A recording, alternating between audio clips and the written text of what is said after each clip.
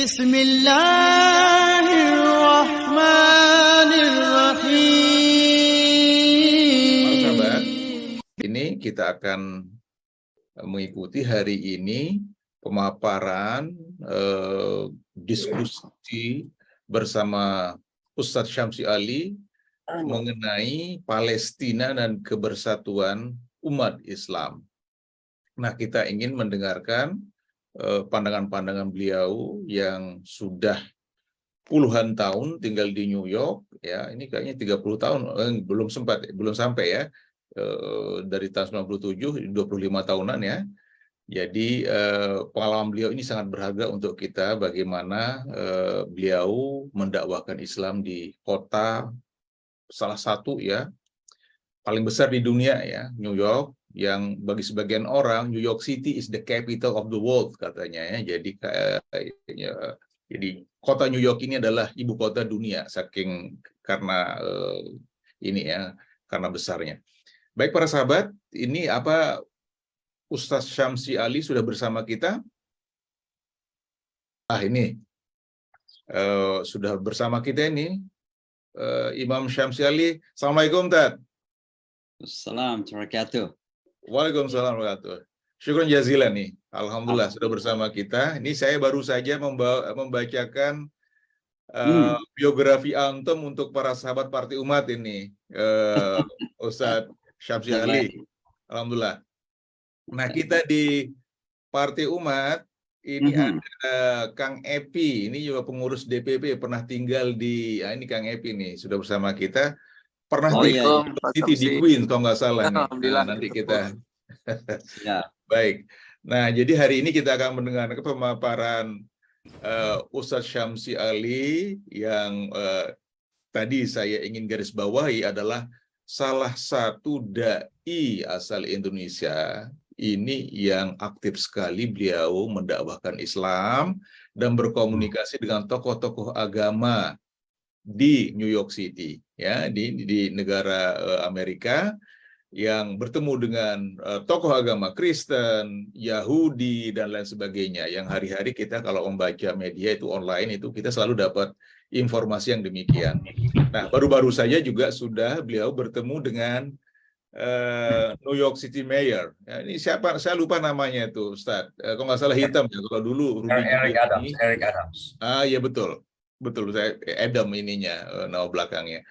Alhamdulillah, ini kita berikan kesempatan kepada Ustadz Syamsi Ali untuk memaparkan ini pengalaman beliau, ini soal perang di Palestina, ini bagaimana dinamika di Amerika pada umumnya dan New York City pada khususnya. Nanti kita berikan waktu sekitar 30 sampai 45 menitan. Nanti kemudian kita ikuti dengan tanya jawab. Biasanya para sahabat ini biasanya ada saja yang mau ditanyakan. Tafadhol, Ustadz Syamsi. Baik, terima kasih Ustadz. Buniyani. Bismillahirrahmanirrahim. Assalamualaikum warahmatullahi wabarakatuh. Waalaikumsalam. Alhamdulillah wa syukurillah wassalatu wassalamu ala rasulillah wa ala alihi wa ashabihi wa man wala. Subhanak la ilma lana illa ma 'allamtana innaka antal alimul hakim. Allahumma 'allimna ma yanfa'una wanfa'na bima 'allamtana. Allahumma rzuqna fahma wa waffiqna lil 'amali bihi ya rabbal alamin. Thumma rabbi shrah li sadri wa yassir li amri wahlul 'uqdatam min lisani yafqahu qawli. Pertama-tama tentunya kita panjatkan puji syukur kita kepada Allah Subhanahu wa taala. Pagi hari waktu Indonesia, malam hari waktu Amerika, kota New York. Kita dipertemukan walaupun dalam melalui virtual ini atau melalui Zoom, tapi mudah-mudahan tidak mengurangi nilai manfaat dan keberkahan yang Allah berikan kepada kita semua. Tema kita tentu adalah tema yang akhir-akhir ini sangat tidak saja hangat ya, tapi panas, sekaligus bagi kita cukup menyedihkan karena sampai detik ini pun tentu saudara-saudara kita masih mengalami sesuatu yang cukup dan sangat-sangat menyakitkan. Saya tentunya ingin memulai dengan mengingatkan diri saya dan kita semua pertama kali bahwa di saat-saat seperti ini kita mungkin perlu kembali dan bertanya pada hati nurani kita dalam melihat situasi seperti ini. Apa yang kita rasakan? Nah, kalau kita merasakan kepedihan dan mungkin kemarahan, ya, kekecewaan dan lain-lain sebagainya, maka itu menunjukkan bahwa alhamdulillah kita masih sehat. Ya, artinya iman kita masih sehat. Kenapa? Karena umat Muhammad itu adalah ummatan wahidah. Ya, kita ini adalah qul inna hadhihi ummatukum ummatan wahidah, dan kata Rasulullah sallallahu alaihi wasallam, ya, mathalul mu'minina fi tawaddihim wa tarahumihim kal jasadil wahid. Ya, perumpamaan orang beriman itu di dalam hubungan antara satu yang lain, dalam kasih sayang di antara mereka, itu seperti satu tubuh. Kalau satu bagian dari tubuh menderita, maka seluruh tubuh harus merasakan penderitaan itu. Maka mudah-mudahan kita merasakan kepedihan dan keperihan itu yang dirasakan saudara kita. Yang aneh saja kalau ada yang mengaku beriman, tapi tidak merasa kecewa, tidak merasa sakit, tidak marah dengan apa yang terjadi ini, tentu ada sesuatu yang sedang terjadi, sedang mengalami penyakit nurani, penyakit iman. Dan oleh karenanya yang mengaku beriman, tapi tidak merasakan kepedihan saudara-saudara kita di Palestina, maka perlu pergi ke bengkel iman dulu. Ada sesuatu yang terjadi pada Anda. Nah, ini yang pertama tentu yang kita selalu ingatkan pada diri kita semua, pentingnya membangun solidaritas, ya, sebagai sesama Muslim dan juga sesama manusia, karena walaupun ada di kalangan masyarakat Palestina itu non Muslim, maka mereka juga adalah saudara kita semanusia yang sedang mengalami penjajahan dan kezaliman. Pada hari Sabtu yang lalu, oleh media dan pemerintah Israel dan juga bahkan banyak pemerintah dunia ini mengistilahkan terjadi apa yang disebut dengan surprise attack atau serangan yang mendadak atau yang mengejutkan. Nah, kata mengejutkan ini sesungguhnya tanpa kita sadari adalah untuk mengelabui sesuatu yang sangat mendasar. Apa yang ingin dikelabui? Seolah-olah tidak ada asal-usul tiba-tiba terjadi penyerangan itu. Jadi lupakan bahwa Israel itu penjajah. Lupakan bahwa Israel itu melakukan kezaliman. Lupakan bahwa Israel itu sudah melakukan kekerasan-kekerasan selama ini. Nah, Bapak dan Ibu, teman-teman semua, coba saya kasih satu ilustrasi saja. Kalau seandainya seorang perampok masuk dalam rumah kita, tiba-tiba kemudian kita diikat, ya, kemudian dimasukkan dalam satu kamar yang sempit, lalu lambat laun perampok itu mengakui rumah itu sebagai miliknya. Apa yang kita lakukan? Tentu di satu sisi kita berusaha untuk selamat, ya, agar kita aman, agar kita tidak dibunuh. Ya mungkin diam-diam saja dulu. Tapi setiap kali kita mendapatkan kesempatan, pasti akan, ya, kembali merebut hak rumah kita itu dengan cara apapun. Nah, yang terjadi kemudian ketika kita menemukan kesempatan itu, kita kemudian rebut kembali rumah kita serang perampok itu, tiba-tiba semua tetangga mengatakan bahwa kita adalah orang jahat. Itulah yang terjadi kepada Palestina sekarang ini. Maka ini bukan sesuatu yang surprise, bukan sesuatu yang mengejutkan atau dadakan. Tapi ini adalah reaksi dari aksi-aksi panjang yang jahat yang sudah terjadi kepada mereka. Dalam 6 bulan saja misalnya, kalau kita melihat ke belakang 6 bulan, ini juga diistilahkan unprovoked, ya. Jadi tidak diprovokasi. Ya. Coba lihat provokasi-provokasi yang terjadi 6 bulan saja terakhir. Yang pertama, perhatikan apa yang terjadi di Masjidil Aqsa saja. Bagaimana kekerasan saudara-saudara kita yang dialami di sana ketika mereka sholat diserang, mereka masuk ke dalam Masjidil Aqsa, melakukan kekerasan-kekerasan, ya. Penghinaan kepada orang Islam, bukan saja kepada orang Islam, bahkan orang umat Kristiani pun mereka hinakan. Ini dalam beberapa bulan terakhir saja. Belum lagi tanah dan rumah mereka dirampok. Ya, ini mirip-mirip dengan Rempang kira-kira begitu. Ya. Jadi mereka datang ke rumah-rumah atau kampung-kampung, lalu mereka tanya, kamu punya surat enggak rumah ini? Mereka udah tinggal ratusan tahun di situ. Dan mereka tidak pernah mengurus, kenapa sudah taken for granted bahwa itu rumah kita gitu. Ya, namanya turun-temurun gitu. Nah, ketika orang-orang Palestina tidak bisa memperlihatkan surat-surat itu, maka dirampok rumah itu, dipaksa mereka keluar bahwa itu milik orang-orang Israel. Berdasarkan apa? Berdasarkan kitab suci 3000 tahun yang lalu. Kira-kira demikian. Jadi tanah mereka dirampok, rumah mereka dirampok dan sebagainya. Ini mirip dengan Rempang kira-kira begitu ya di Batam sana itu. Nah, Belum lagi yang terakhir sekali ini dalam pertemuan General Assembly, sidang Majelis Umum kemarin, ini Benyamin Netanyahu juga ya sambil berpidato membawa peta dunia, ya termasuk peta yang disebut peta Israel, yang seluruh tanah Palestina tanpa ada Palestina, tapi disebut sebagai Israel, dan mengatakan inilah tanah negeri Israel yang ingin berdamai dengan negara-negara Arab, tapi Palestina ditiadakan gitu. Nah, bayangkan kira-kira kemarahan yang tumbuh ya di dalam diri orang-orang Palestina yang sedang berjuang memperebutkan kemerdekaan. Maka apa yang terjadi ini bukan surprise, bukan juga unprovoked, tapi provokasi yang sudah terjadi sejak tahun 1948 dan 1967 yang lalu. Ya, sudah hampir 75 tahun provokasi-provokasi itu terjadi. Realitanya, Bapak dan Ibu sekalian, bahwa ini adalah penjajahan. Yang tidak saja penjajahan, tapi turn yang menjadi genosida atau genocide. Ya. Dari tahun 1948, ya 1967 perang Yom Kippur ketika itu, Palestina itu memiliki sekitar 90% tanah. Ya. Nah sekarang ini tinggal 15% milik Palestina. Itu pun dibagi dua. Dan dua tanah ini tidak bersambung. Ada namanya Ad-Difa Al-Gharbiyah atau Ramallah sekarang ini, West Bank. Dan ada yang disebut dengan Gaza yang sangat kecil, yang dihuni oleh lebih 2 juta orang kira-kira begitu. Nah, sudah berkali-kali listrik dimatikan, terkadang air dimatikan, makanan tidak ada supply kepada mereka. Dan Gaza dikenal sebagai penjara tanpa atap yang paling besar dalam dunia ini, bukan Guantanamo gitu ya.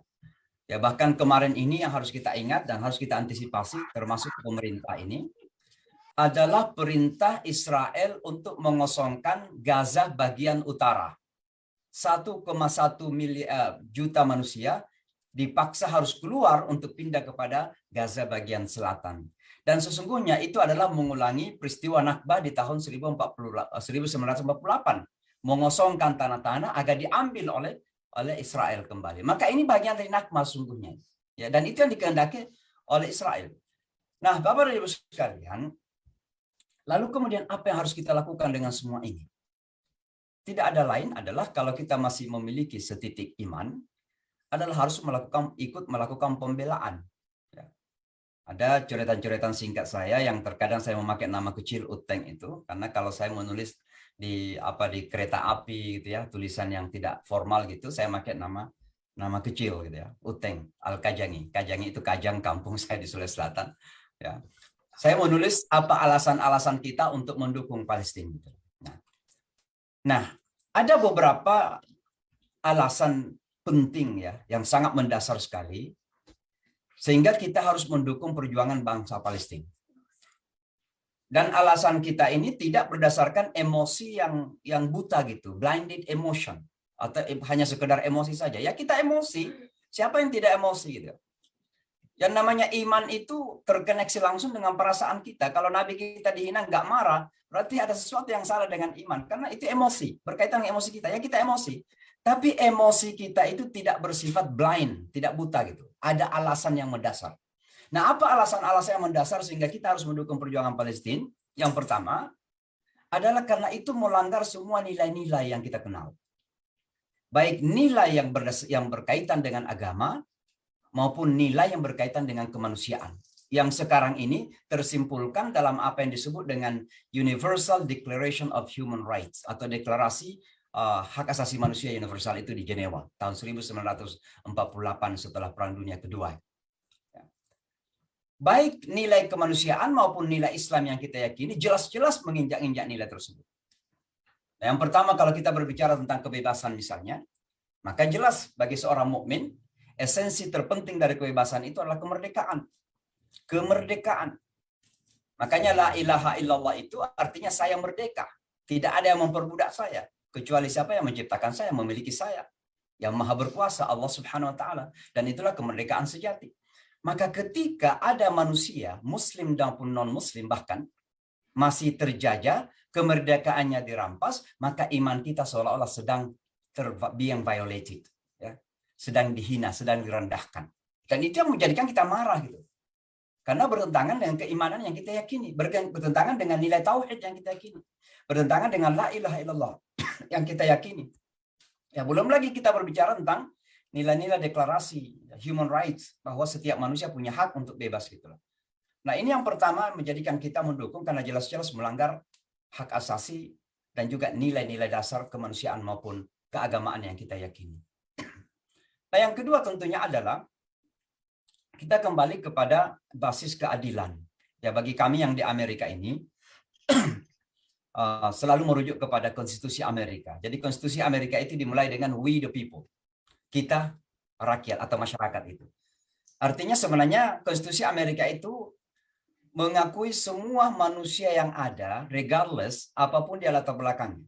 Apakah dia hitam, putih, Asia, Eropa, Timur Tengah, Afrika, itu semuanya dirangkul gitu. Jadi idealnya begitu menurut konstitusi Amerika, karena we the people, kita adalah people gitu ya, orang, masyarakat gitu.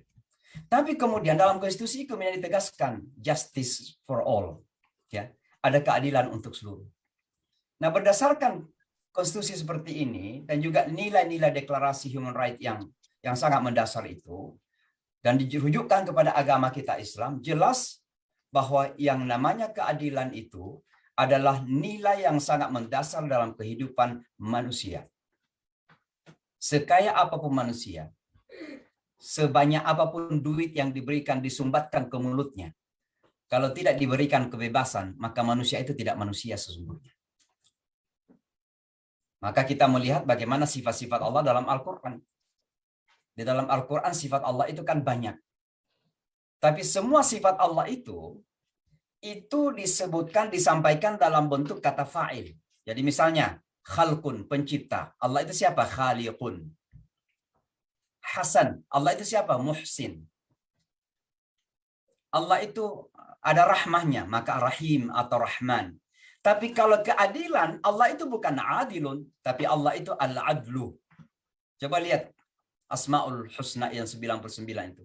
Allahu huwal adlu. Allah bukan al-adil disebutnya, tapi al-adlu. Artinya apa? Seolah-olah merendahkan keadilan itu adalah merendahkan Allah Subhanahu wa taala. Dan ini sangat esensial sekali dalam ajaran agama kita, agama Islam. I'dilu huwa aqrabu littaqwa. Berbuat adillah karena itu lebih dekat kepada ketakwaan. Seolah-olah Allah mengatakan enggak ada lagi yang lebih dekat kepada ketakwaan daripada keadilan. I'dilu huwa aqrab, yang paling gitu, dekat kepada ketakwaan.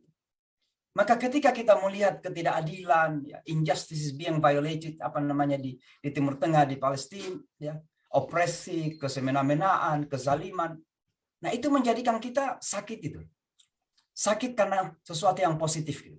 Sakit hati kita rasanya, karena keimanan kita mengatakan bahwa semua manusia punya hak untuk diperlakukan secara adil. Ini alasan kedua.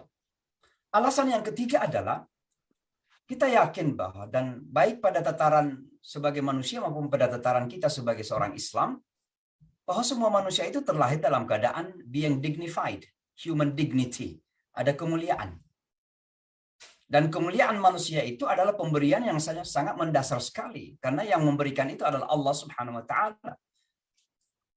Wa laqad karramna bani Adam. Dan sungguh kami telah muliakan anak cucu Adam itu. Jadi bukan pemberian pemerintah, bukan pemberian penjajah, bukan. Pemberian Allah Subhanahu wa taala. Maka ketika sekelompok manusia, saya mengatakan sekelompok manusia, bahkan non-muslim sekalipun, kemuliaannya tidak diberikan, maka iman kita mengatakan perlakuan seperti itu harus kita tentang. Karena itu bertentangan dengan nilai yang kita yakini. Ya. Maka bangsa Palestina sudah sedemikian dihinakan dengan berbagai macam perilaku selama ini yang sangat luar biasa, bagaimana kehinaan yang mereka rasakan. Dan kehinaan yang paling tinggi adalah ketika terjadi isti'bad. Ya, ketika terjadi penjajahan itu. Karena dengan penjajahan itu seolah ada uluhiyah selain daripada Allah Subhanahu wa taala. Inna syirka la zulmun azim.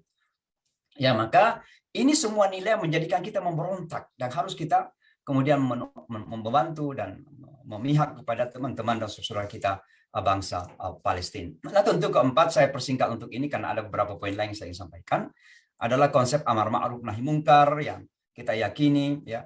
Dan kemungkaran tertinggi adalah perbudakan, ya. Dan penjajahan itu adalah manifestasi daripada daripada perbudakan gitu. Zulmun, ya.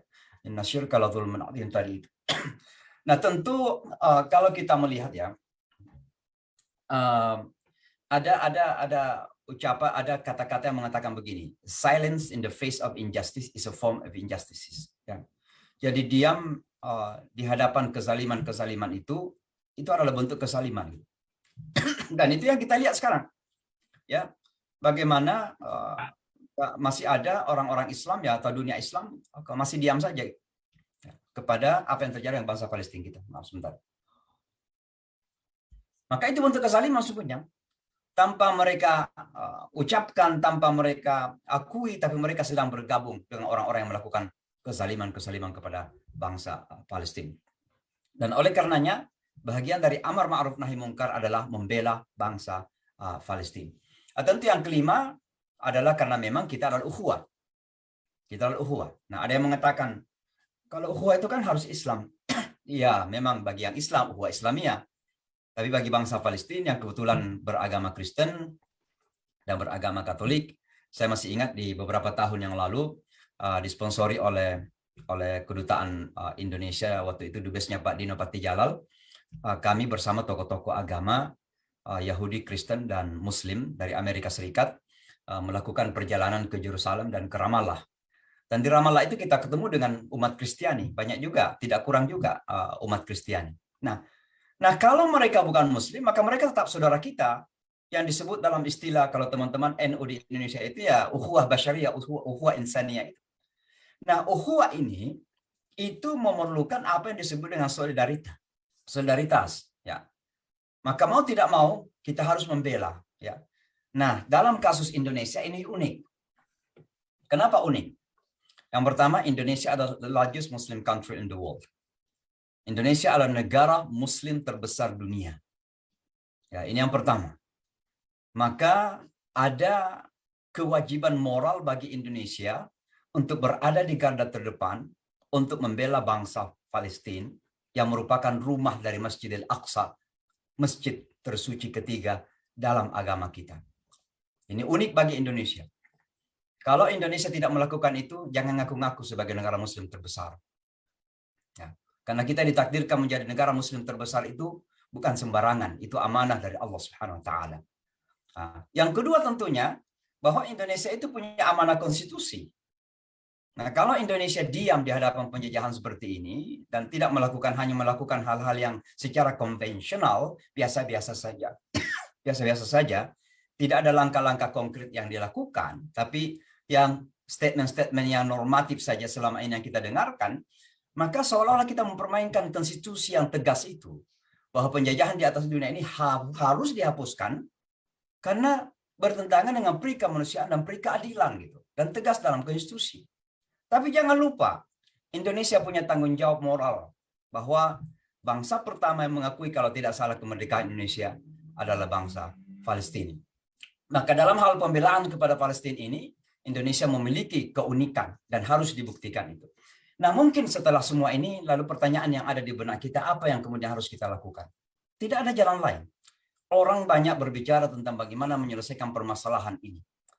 Tidak akan terjadi penyelesaian permasalahan kecuali jika keadilan telah ditegakkan. Dan keadilan yang dimaksud itu adalah hak-hak bangsa Palestina merujuk kepada perjanjian di tahun 1967 harus dikembalikan. Nah, bagaimana untuk bisa terjadi? Ini tidak mudah memang. Tidak mudah. Apalagi dalam masa sekarang ini, sudah 90% atau 85% tanah yang milik Palestina itu telah diduduki oleh Israel. Dibangun rumah-rumah yang mewah, masyarakatnya dipaksa ke sana. Tempat yang penyerangan kemarin yang dekat Gaza itu pun juga bahagian dari tanah Palestina. Nah, gitu. Nah, sehingga dalam proses ini akan sangat berat sekali. Nah, tapi namun demikian kita perlu kemudian memberikan beberapa poin, kira-kira langkah-langkah apa yang harus dilakukan untuk bisa membantu saudara kita bangsa Palestina ini menemukan atau mendapatkan kemerdekaannya. Nah, tentu yang pertama adalah perlunya mengkampanyekan secara masif kepada dunia agar mereka jujur dengan nilai-nilai yang mereka banggakan itu. Ya. Bagaimana bangsa besar seperti Amerika ini mengaku berkeliling dunia untuk mempromosikan kebebasan, demokrasi, dan lain sebagainya. Tapi ternyata kemudian ketidakjujuran itu begitu sangat memalukan dipertontonkan.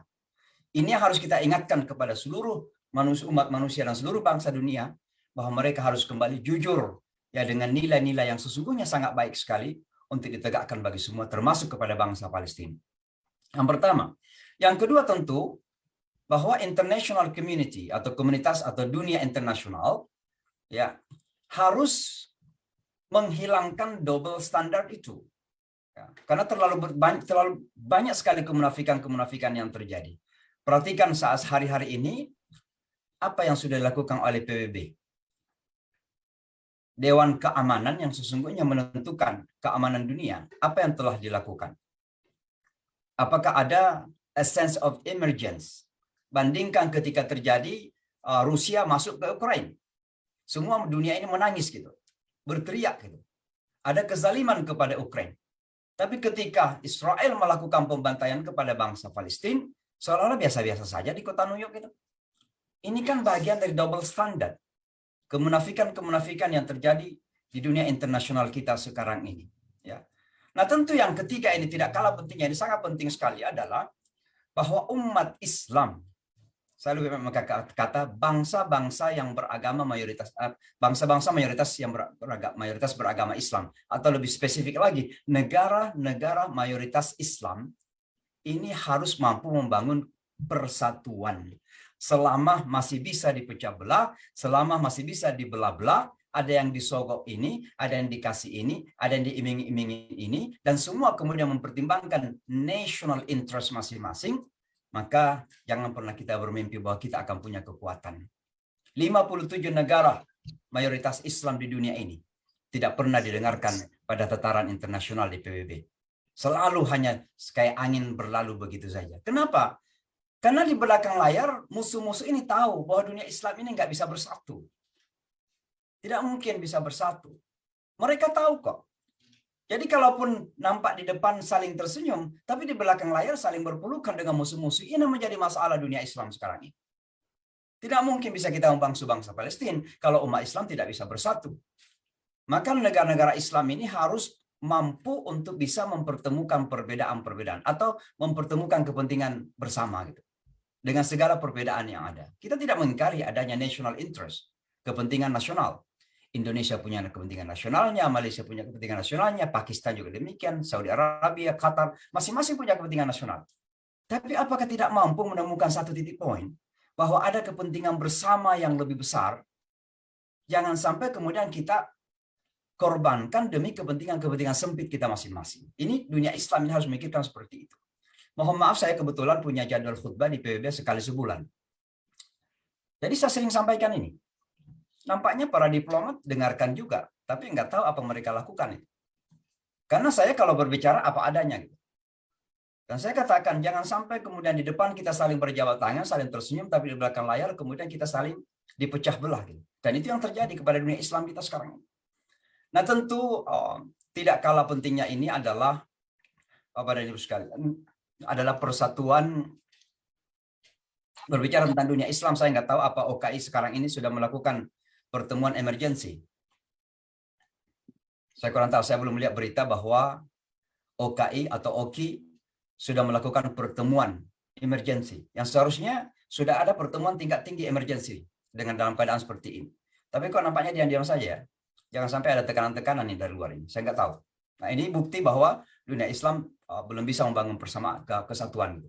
Nah tentu yang keempat ini dan tidak kalah pentingnya, ini sangat-sangat krusial menentukan, adalah bagaimana kita bisa membantu saudara-saudara kita di Palestina untuk bisa membangun persatuan dan kebersamaan.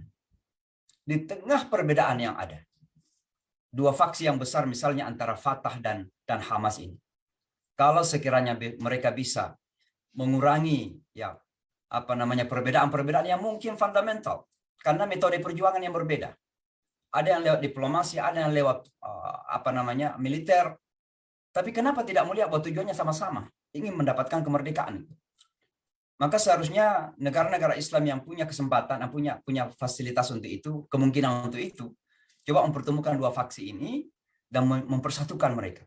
Karena bagaimanapun kita dari luar berteriak-teriak, kami di kota New York melakukan demonstrasi besar-besaran di Times Square kemarin. Tapi kalau bangsa Palestina sendiri tidak bersatu, gimana gitu? Ya. Dan kita ingat beberapa tahun yang lalu bagaimana ketika Hamas kemudian mengalahkan Fatah dalam pemilihan, lalu kemudian terjadi pengambil alihan ya secara paksa ketika terjadi peperangan antara kedua faksi ini. Nah, ini kita tidak harapkan.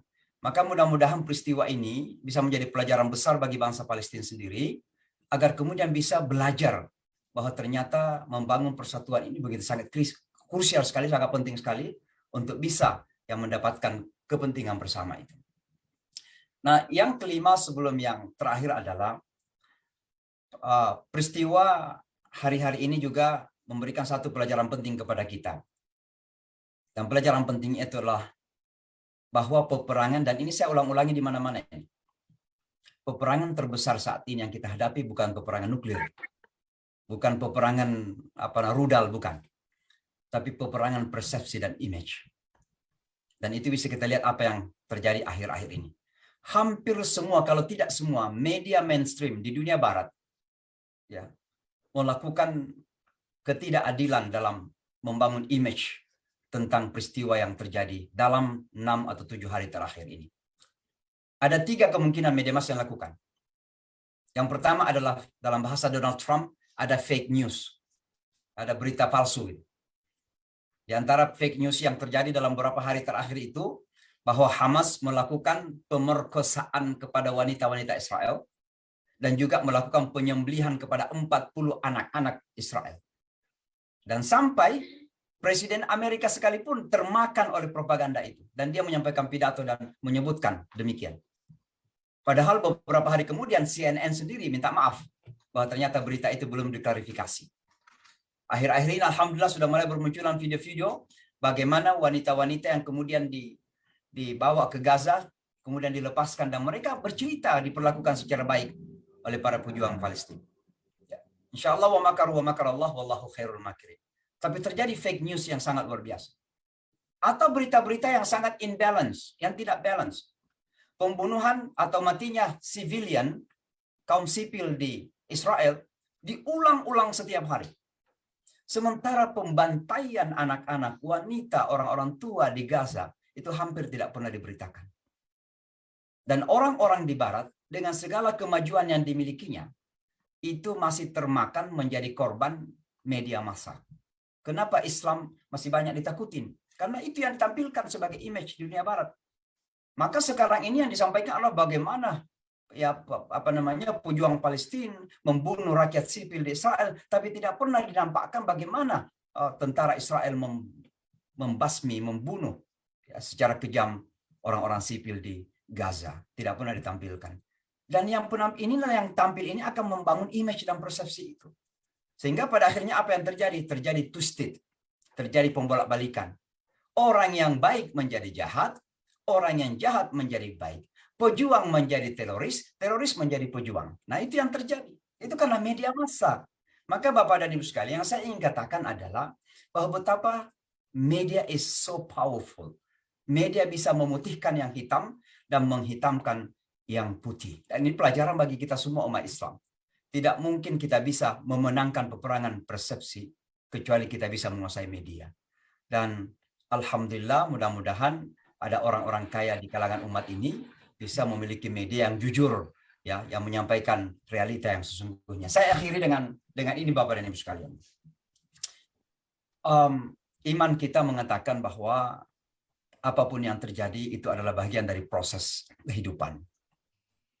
Dan kemenangan dan kekalahan itu tidak ditentukan oleh apa yang kita saksikan secara mata kasat. Tapi kemenangan dan kekalahan itu ada pada bagaimana kita bisa mengkoneksi semua peristiwa ini dengan Allah Subhanahu wa taala. Sehingga Al-Qur'an mengatakan wala tahinu wala tahzanu wa antumul a'launa in kuntum mu'minin. Jangan sedih, ya, jangan merasa lemah, ya, jangan frustrasi, jangan merasa sudah stuck, tidak bisa lagi melakukan apa-apa, karena antumul a'launa in kuntum mu'minin, kamu berada pada posisi yang tinggi jika kamu memiliki keimanan. Maka terkadang kekalahan yang nampak di hadapan mata kita adalah kemenangan. Di saat kekalahan itu mampu untuk kita relasikan kepada Allah Subhanahu wa taala. Dan saya yakin bahwa saudara-saudara kita di Palestina, khususnya yang di Gaza ini, memiliki keimanan yang sangat kuat, dan insya Allah dengan itu kemenangan itu pasti ada. Maka Allah Subhanahu wa taala mengatakan di dalam surah As-Saff itu, ya ayyuhalladzina amanu hal adullukum ala tijaratin tunjikum min adzabin alim tu'minuna billahi wa rasulihi wa tujahiduna fi sabilillahi bi amwalikum wa anfusikum dzalikum khairul lakum in kuntum ta'lamun. Setelah kita melalui proses perjuangan ini, akan ada dua yang terjadi. Ada yang mati, dan insya Allah yang mati ini sudah ada janjinya tersendiri oleh Allah Subhanahu wa taala. Wala tahsabanna alladziina qutilu fi sabilillahi amwat bal ahya'un 'inda rabbihim yurzaqun farihin. Ya, mereka akan bergembira apa yang Allah telah janjikan kepada mereka yang sudah meninggal dunia. Kita yang hidup dan mereka yang masih hidup, insya Allah nasrun minallahi wa fathun qarib, disebutkan juga di dalam Al-Quran. Maka ada dua kemungkinan bagi kita.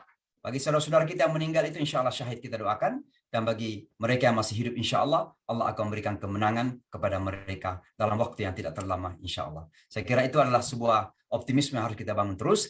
Tapi sekali lagi, optimisme ini harus diikuti dengan upaya-upaya, dengan usaha-usaha, dengan kerja keras, atau mungkin dalam bahasa yang lain, dengan jihad dari kita semua pada kapasitas hal yang memungkinkan kita semua. Kami di Amerika punya jihadnya sendiri, saudara-saudara kami di Indonesia punya jihadnya sendiri, Anda di bidang politik punya jihadnya sendiri, Anda di ekonomi punya jihadnya sendiri, masing-masing kita punya cara berjihad sesuai dengan kapasitas kita masing-masing. Saya kira demikian, saya akhiri sampai di sini. Mudah-mudahan ada manfaatnya. Hadanallahu ajma'in. Assalamualaikum warahmatullahi wabarakatuh. Waalaikumsalam.